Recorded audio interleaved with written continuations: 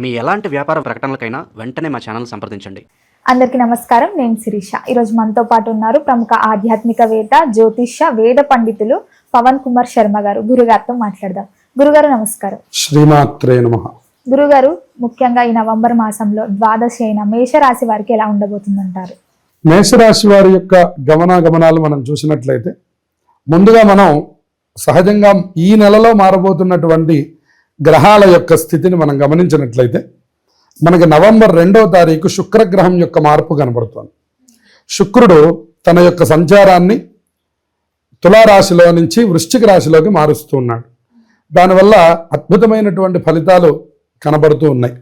ఎప్పుడైతే మేషరాశి వాళ్ళకి 8వ స్థానంలోకి శుక్రుడు యొక్క మార్పు జరుగుతుందో, అది ఆనందకరమైనటువంటి వాతావరణంగా మనకు కనబడుతూ ఉన్నది.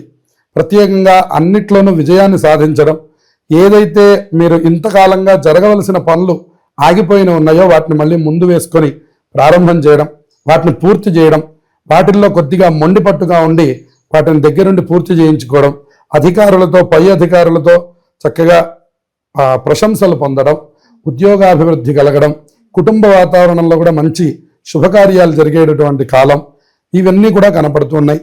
వీరికి కొద్దిగా ఏలినాటి శని యొక్క ప్రభావం ఉంది.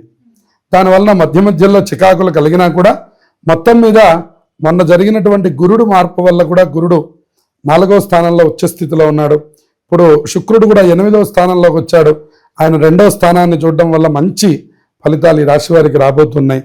అలాగే ఏదైతే మనకి తర్వాత గ్రహం మనకి బుధుడు కనబడుతున్నాడు. బుధుడు 8వ స్థానంలో వక్రగతిని పొందుతున్నాడు అన్నమాట. ఈ వక్రగతిని పొందడం వల్ల కూడా మేషరాశి వారికి, ప్రత్యేకంగా వ్యాపారస్తులు ఎవరైతే ఉన్నారో వాళ్ళందరికీ కూడా అద్భుతమైనటువంటి ఫలితాలు ఈ నెలలో మనకు కనపడుతున్నాయి. ఇందులో మనకి ప్రథమార్థం కంటే కూడా ద్వితీయార్థంలో ఇంకా చాలా శుభ ఫలితాలు కనపడుతున్నాయి. అంటే 15వ తారీఖు తర్వాత నుంచి ఉండే రోజులన్నీ కూడా వీళ్ళకి లాభదాయకంగా ఉన్నాయి. అలాగే బుధుడి యొక్క మార్పు మనకి 15వ తారీఖున కనపడుతున్నది. అలాగే 16వ తారీఖు రవి కూడా మళ్ళీ వృశ్చిక రాశిలోకి ప్రవేశిస్తున్నాడు. అంటే తులారాశిలో నుంచి వృశ్చిక రాశిలోకి వస్తున్నాడు. ఆ 20వ తారీఖున ఎప్పుడైతే వృశ్చిక రాశిలోకి ప్రవేశిస్తున్నాడో అక్కడి నుంచి కూడా వీళ్ళకి అష్టమ రవి అవుతూ ఉన్నారు. దానివల్ల చిన్న చిన్న ఆరోగ్య సమస్యలు ఏర్పడుతూ ఉండడం, అలాగే ఆరోగ్య విషయంలో జాగ్రత్తగా ఉండాలి. అలాగే ఉద్యోగ సంబంధమైనటువంటి అంశాలలో కూడా ఉద్యోగస్తులందరికీ ప్రథమార్థంలో చాలా బాగుంది. వాళ్ళకి మొదటి 15 రోజులు చాలా బాగుంది. తర్వాత 15 రోజుల్లో కాస్త చిన్న చిన్న చికాకులు కలుగుతూ ఉండడం, అలాగే స్థాన చలనాలు అంటే బదిలీలు రావడం, అనుకున్నటువంటి చోట కాకుండా వేరే చోట పడడం, అది మనకు కొద్దిగా డిసప్పాయింట్ కలగడం లాంటివి ఉద్యోగస్తులకి మనకి కనబడుతూ ఉన్నాయి. అలాగే గురుగారు, ముఖ్యంగా మేషరాశి అనే విద్యార్థులకు ఎలా ఉండబోతుందంటారు? విద్యార్థులకు ఇది చాలా మంచి కాలం అని చెప్పాలి. అన్ని పరీక్షల్లో కూడా ఉత్తీర్ణత సాధించే అవకాశం ఉంది. కొద్దిగా స్ట్రెస్ ఎక్కువగా ఫీల్ అవ్వడం అనేటువంటిది కనపడుతూ ఉంటుంది. ఎక్కువ వాళ్ళు దాని గురించిన చింతన వల్ల కొద్దిగా ఇబ్బందులను ఎదుర్కొంటారు. ఎందుకంటే ఉన్న విషయం కంటే కూడా కొద్దిగా ఎక్కువ ఆలోచన చేయడం అనేటువంటిది మేషరాశి విద్యార్థులకు కనపడుతూ ఉన్నది. వాళ్ళు దాని విషయంలో జాగ్రత్త పడితే తప్పకుండా ఈ నెలలో మంచి ఉత్తీర్ణతని సాధిస్తారు. అలాగే వాళ్ళు అనుకున్నటువంటి విద్యలో, మార్కులలో కూడా మంచి మార్పుల్ని చూసే అవకాశాలు ఉన్నాయి. అలాగే గురుగారు, ముఖ్యంగా చాలా మంది పెళ్లి కాకుండా బాధపడుతుంటారు. సో ఈ మాసంలో అయినా మేషరాశి వారికి పెళ్లి యోగం ఉందంటారా? మేషరాశి వారికి ప్రథమార్థంలో మనం అనుకున్నట్లుగా 15వ తారీఖు వరకు వీళ్ళకి మంచి అవకాశాలు ఉన్నాయి. ఆ లోపల కనుక వీళ్ళు చేసే ప్రయత్నాలు, అలాగే వాళ్ళు తీసుకునే నిర్ణయాలు, అవన్నీ కూడా వివాహానికి సంబంధించి చాలా మంచి ఫలితాలు ఇస్తాయి. ఎప్పుడైతే సూర్యుడు ప్రవేశిస్తున్నాడో 16వ తారీఖు, అక్కడి నుంచి మాత్రం అవకాశాలు కొద్దిగా తగ్గుముఖం పడతాయి.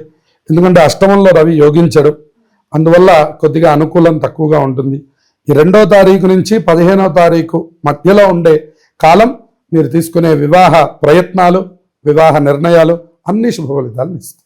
అలాగే గురుగారు, సంతానం లేకుండా బాధపడేవారు చాలా మంది ఉన్నారు ఈ రాశి వాళ్ళు. సో వాళ్ళకి ఏదన్నా సంతాన యోగం ఉందంటారా ఈ మాసం? సంతాన యోగం వీళ్ళకి మొన్న గురుడు మారిన దగ్గర నుంచే అనుకూలమైన వాతావరణం కనబడుతున్నది కనుక సంతాన ప్రయత్నాలు కూడా చక్కటి అనుకూలాన్ని ఇస్తాయి. మరి ఎవరైతే సంతానం కోసం కోరుకొని చేస్తున్నారో వాళ్ళకి మనం ఇందాక చెప్పుకున్నట్టుగా మంగళవార పరిహారాలు పాటించడం, అలాగే వీరికి ఏలినాటి శని జరుగుతోంది కాబట్టి ఏలినాటి శనికి సంబంధించి శనివారం, మనం ఇప్పటికి శనివారం పండగలు సుమారు 3 పండగలు చెప్పుకున్నాం. కాబట్టి ఈ ఏకాదశి మొట్టమొదటి ఏకాదశి 1వ తారీఖు శనివారం వస్తోంది, మళ్ళీ 8వ తారీఖు సంకష్టహర చతుర్థి వస్తుంది, మళ్ళీ తర్వాత శనివారం కూడా మళ్ళీ ఏకాదశి వస్తున్నది. కాబట్టి ఈ 3 రోజులు కూడా ప్రతి శనివారం కూడా వాళ్ళ కాలభైరవ అష్టకం చదువుకోవడం, కుదిరితే కాలభైరవ స్వామి దర్శనం చేయడం. ఒకవేళ కాలభైరవ స్వామి మా దగ్గరలో లేడండి అంటే గనక ఆంజనేయ స్వామి వారిని దర్శనం చేయడం. దీని ద్వారా వీళ్ళకి శనిదోష పరిహారం కలుగుతుంది. అలాగే సంతానం కలగడానికి మంగళవారం రోజున పుట్టలో పాలు పోసి వేడుకున్నట్లయితే గురుబలం ఉండడం వల్ల వీళ్ళకి మంచి శుభయోగాలు ఉన్నాయి. అలాగే గురుగారు, ఈ మాసంలో వీళ్ళకి వ్యాపార పట్ల బాగుంటుంది అన్నారు. సో వీళ్ళు ఎవరైనా సొంత బిజినెస్ స్టార్ట్ చేయాలనుకుంటే ఈ మేషరాశి వాళ్ళు ఎలాంటి బిజినెస్ స్టార్ట్ చేయాలంటారు? మేషరాశి వారికి అన్ని విధాలా అనుకూలంగానే ఉంటుంది. అంతేకాకుండా ఏ రంగంలో ఉన్నటువంటి వాళ్ళకి ఆ రంగంలో అభివృద్ధి అనేటటువంటిది కనపడుతున్నది. కానీ అభివృద్ధి ఎంత స్థాయిలో కనపడుతున్నదో శని ప్రభావం వల్ల, అలాగే రవి మారుతున్న ప్రభావం వల్ల కొద్దిగా చికాకులు కూడా ఉంటూ ఉన్నాయి. కానీ బుధుడు ఎప్పుడైతే అష్టమంలో వక్రిస్తున్నాడో మంచి తెలివితేటలు వీళ్ళు కలిగి ఏ సమయానికి ఏ పని చేయాలో అది పూర్తి చేసుకొని వీలైనంత వరకు బయటపడగలిగే పరిస్థితులు మనకు చక్కగా కనబడుతూ ఉన్నాయి. వాళ్ళు ఏ రంగంలో ఉంటే వాళ్ళ జాతకాలని అనుసరించి వాళ్ళు తప్పకుండా ఆ రంగంలో ఆ కొత్త వ్యాపారాన్ని ప్రారంభించవచ్చు. ఆ రాశి వారికి ఇప్పుడు ధనపరంగా మంచి అనుకూలాలు ఉన్నాయి. విశేషంగా 15వ తారీఖు లోపల అనుకూలంగా ఉంది వాళ్ళకి.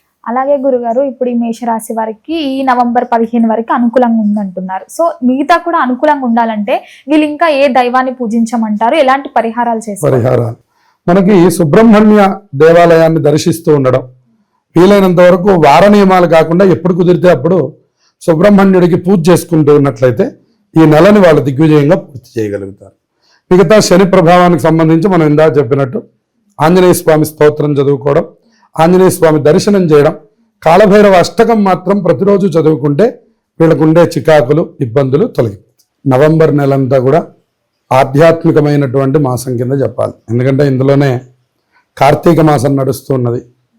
ఇందులో అనేకమైనటువంటి పర్వదినాలు ఈ నవంబర్ నెలలో మనకి కనబడుతున్నాయి. అందులో మనం ముఖ్యంగా గమనిస్తే నవంబర్ 1వ తారీఖు కార్తీక శుద్ధ ఏకాదశి కనబడుతున్నది. దానికి మనం ఉత్థాన ఏకాదశి అని పిలుస్తారు. శ్రీ మహావిష్ణువు ఆషాఢ మాసంలో వచ్చే తొలి ఏకాదశి రోజున నిద్రలోకి శయన ఏకాదశి అనే దీంతో నిద్రలోకి ప్రవేశించి మళ్ళీ 4 మాసాల తర్వాత అంటే శ్రావణం, భాద్రపదం, ఆశ్వీజం, కార్తీక శుద్ధ ఏకాదశి రోజున ఉత్థాన ఏకాదశి అంటే ఈ రోజున మళ్ళీ నిద్ర లేచేటటువంటి రోజు అని చెప్తూ ఉంటారు. ఈ 4 నెలలను చాతుర్మాస్యలు అని పిలుస్తారనమాట. అందుకని ఆషాఢ శుద్ధ ఏకాదశికి ఎంత ప్రాధాన్యత ఉన్నదో తొలి ఏకాదశి అంటాం మనం. అట్లాగే ఇక్కడ కూడా అంతే ప్రాధాన్యత ఉంది. అది ఈసారి మనం 1వ తారీఖు శనివారం రోజున మనం చూడబోతున్నాం. ఈ తర్వాత 2వ తారీఖు క్షీరాబ్ది ద్వాదశి అంటారు. ఆ రోజున అందరూ తులసి పూజ చేయడం, క్షీరాబ్ది శయన వ్రతం అనేటటువంటి వ్రతాన్ని ఆచరించడం, అందరూ తులసి చెట్టు, ఉసిరి చెట్టు పెట్టుకొని అక్కడ 365 ఒత్తులు వెలిగించి ఆ తులసి పూజ చేయడం, తులసి దామోదరులని ఉసిరి చెట్టుకి కళ్యాణం చేస్తూ ఉంటారు. తులసి కళ్యాణము అని. అటువంటి కళ్యాణం చేసేటటువంటి రోజు 2వ తారీఖు మనకు కనపడుతున్నది. ఆ తర్వాత మనకి 5వ తారీఖు పౌర్ణమి కనపడుతున్నది, బుధవారం. 5వ తారీఖున పౌర్ణమాసి రావడం అనేటువంటిది చాలా విశేషంగా ఈసారి బుధవారం వస్తున్నది. సంఖ్యాపరంగా చూసినా కూడా 5వ తారీఖు చాలా గొప్ప సంఖ్యగా మనకు కనపడుతున్నది. పౌర్ణమి రోజున కూడా చాలా విశేషమైనటువంటి క్రతువులు ఆచరిస్తారు మన వాళ్ళు. తెల్లవారుజామునే స్నానం చేయడం, దేవాలయానికి వెళ్ళడం, దీపాలు వెలిగించుకోవడం, ఆ దీపాలతో పాటు కొన్ని దీపములు దానం చేయడం, దీపదానములు చేస్తూ ఉంటారు. అలాగే దేవాలయంలో శివుడికి అభిషేకం చేస్తూ ఉండడం, అలాగే ఎన్ని వీలైతే అన్ని దీపాలు పెడుతూ ఉండడం, ఉదయం నుంచి సాయంత్రం వరకు ఉపవాసం ఉండడం, సత్యనారాయణ స్వామి వ్రతం చేస్తూ ఉండడం, ఇలా మనకి అనేకమైనటువంటి ఆధ్యాత్మిక కార్యక్రమాలకి కార్తీక పౌర్ణమి అత్యంత విశేషమైనటువంటిది. ఇక సాయంకాలానికి వచ్చేసరికి జ్వాలా తోరణం అని చేస్తారు. శివాలయాల్లో ఒక గడ్డితో వెలిగించినటువంటి ఒక జ్వాల మధ్యలో నుంచి శివపార్వతుల యొక్క ఉత్సవమూర్తుల్ని అటు ఇటు తిప్పుతారు. దాన్ని జ్వాలా తోరణం అంటారు. అది దర్శనం చేస్తే ఒక 10 జన్మలలో చేసిన పాపం పోతుంది అని చెప్తారు. అది కూడా ఈసారి మనకు 5వ తారీఖు మనకు కనబడుతున్నది. ఇక తర్వాత మనకి 8వ తారీఖు సంకష్టహర చతుర్థి ఉన్నది. సంకష్టహర చతుర్థి మనకి ప్రతి నెల వస్తూ ఉంటుంది. కానీ కార్తీక మాసంలో, శ్రావణ మాసంలో, మాఘ మాసంలో ఇటువంటి వాటికి ప్రత్యేకతల్ని చెప్పారు. కార్తీక మాసంలో వచ్చేటటువంటి సంకష్టహర చతుర్థి మళ్ళీ 8వ తారీఖు శనివారం రాబోతున్నది. అది కూడా చాలా విశేషమైనటువంటిది. ఎవరెవరైతే ఏలినాటి శనితో బాధపడుతున్నారో వాళ్ళు ఆ రోజున అందరూ ఉపవాసం ఉండి తప్పకుండా గణపతి ఆరాధన చేస్తే వాళ్ళందరికీ శని బాధలు తొలగిపోతాయని చెప్పారు. ఎందుకంటే మనందరికీ తెలిసిన కథ, శని భగవానుడు రోజు వచ్చి ప్రతి దేవతని కూడా ఆయన పీరియడ్ వచ్చినప్పుడు ఆయన తప్పకుండా ఆయన పీడిస్తాడు. అలా శివుడి దగ్గరికి రావడము మనకి తెలుసు. కానీ గణపతి దగ్గరికి వచ్చినప్పుడల్లా ఆయన రేపు రా అంటున్నాడు. ఆయన వచ్చిన ప్రతిసారి రేపు రా అంటున్నాడు. ఆయన ఎన్నిసార్లు చూసినా కూడా రేపు రా అంటున్నాడు అని చెప్పని ఆయన చివరికి వెళ్ళడం మానేసేట శని భగవాన్. అందుకని శని పీడలు ఉన్నటువంటి వాళ్ళకి గణపతి ఆరాధన చాలా విశేషమైనటువంటిది. మొత్తం మీద గురుగారు ఈ నవంబర్ మాసంలో ఏ ఏ పర్వదినాలు ఉన్నాయి, మేషరాశి వారికి ఎలా ఉండబోతుందో తెలియజేసినందుకు ధన్యవాదాలు. శుభమస్తు.